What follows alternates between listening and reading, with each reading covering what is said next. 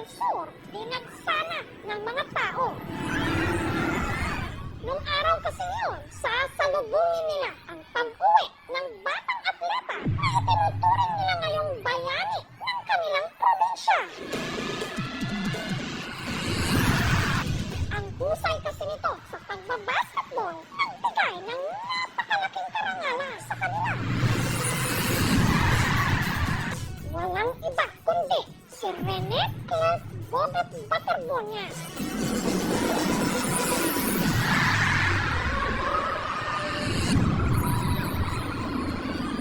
Pero hindi hiyawan ang sumalubong kay Rene sa kanyang hero's welcome.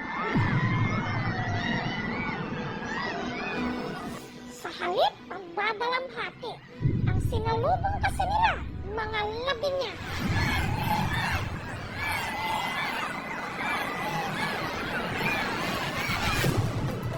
June 8, si Rene at ang teammate niyang si Divine Adeli nalunod habang nagtitraining daw ang kanilang basketball team sa Ateneo sa isang resort sa Dipaculaw, Aurora Province.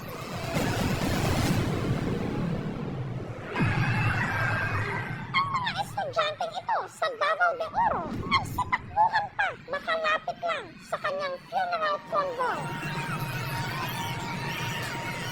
Pagdating sa bayan ng San Francisco, sinalubong si Rene ng isang water salute.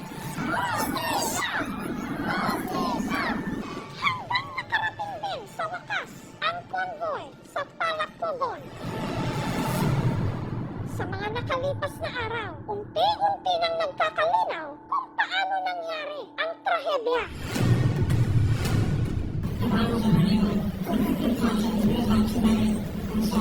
There's someone to find life. Thanks to ako nga lang ako makikaw sa naging ko. Umagal sa tapos may sinasya ng tuwa. Tapos po, pagawala ko ng plan. Pagkakako, pinanalaki ka sa naging. Hindi ko aksidente. Right now, no, it's not. Was it initiation rites? No po, not at all. Oh no, it just hurts how people, perceive it that way.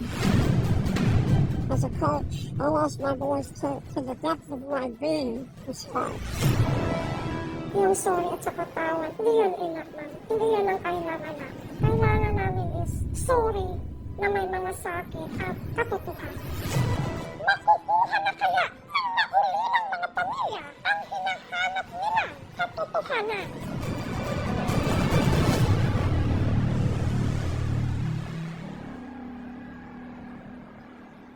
Magandang hapon po. Itong Webes, nagtungo ako sa Palakpogon. Ang mga labi ni Rene, o mas kilala rito bilang si Bobet, nakabural ngayon sa gym. Nakakalungkot nga lang na kung dati sa gym din na ito, pinapanood ng kanyang mga kababayan ang mga laro ni Bobet. Ngayon, narito sila para magluksa.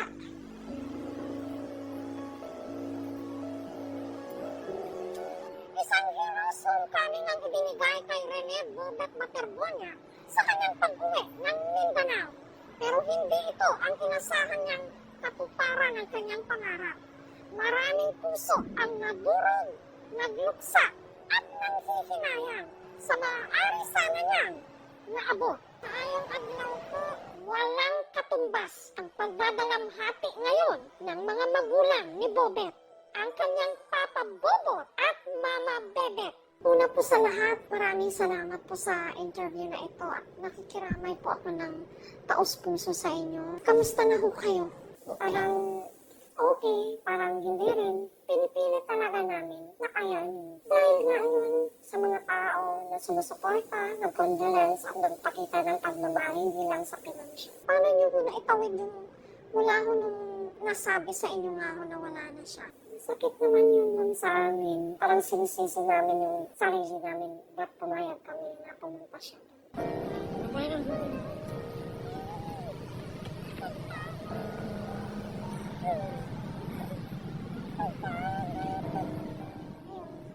Araw na may send-off kayo kay Bobet. Ang higpit po ng yakapan nyo.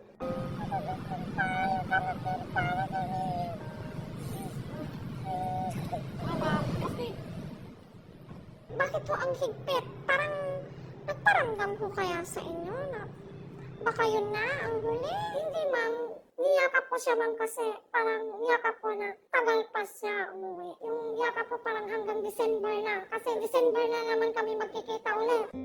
Laki man sa hirap, porsigido raw si Bobet na makatulong sa kanyang pamilya. Katunayan, bago raw siya lumuwas pa Maynila, abala ito sa pagpirma ng kanyang mga merchandise na keychain. Daghan ko na kayo na sa Manila. Yung keychain ma'am is binibinta namin ng 50 pesos lang. Hindi ko kanahin na isang araw lang. 100 pieces ka agad ang nag-order sa amin. Wow. Ano bang klaseng anak siya?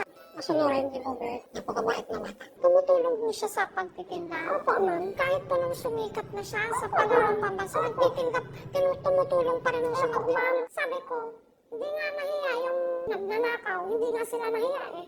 Kaya pa kaya na marangan. Ang husay daw ni Bobet sa pagbabasketball, namana niya sa kanyang papa Bobot na dati rin pala basketball player. Nalaman ko may potential siya dahil sa tindig pa lang niya, marunong siya humawak ng bola. O minsan din, nagkalaban din kami. Hindi ko siya matalo, nagbabaguanan naman kami. Mula pagkabata, gumawa ng sariling pangalan si Rene o Bobet sa kanilang lugar. First year niya sa Ateneo de Davao. Nakasali na sila sa palarong pambansa. Yun, nag-champion nga sila. Nakuha niya ang MVP. Talent and hard work can open doors to greater opportunity. Ang kanyang mga naabot, parang katuparan daw ng mga pangarap noon ng kanyang ama. Kasi hindi kayo naging professional basketball player, so umasa ho kayo na si Bobet ang magtutupad ng inyong pangarap. Totoo ho ba yun? Totoo po yun, ma'am. Hanggang sa lang ako, regional, sabi niya, sige pa, simula na hindi mo naabot, papatuloy. Kung ang kanyang papa Bobot ang naging trainer ni Rene o Bobet, ang kanya naman daw mama Bebet ang numero 1 nito, cheerleader. Ano pong pinakamamimiss niyo sa kanya? Yung mga memories man na magkasama kami. Yung maglalaro na parang wala na akong tinig na gano'n. Kayo parang cheerleader ko niya. Tapos yung mga referee na hindi nakita yung mga fouls. Kami talaga parents ang mga away ng referee. Ba't gano'n? Sana naman patas, ganyan. Minsan nga is makulitan siya sa akin kasi parang magsabi siya,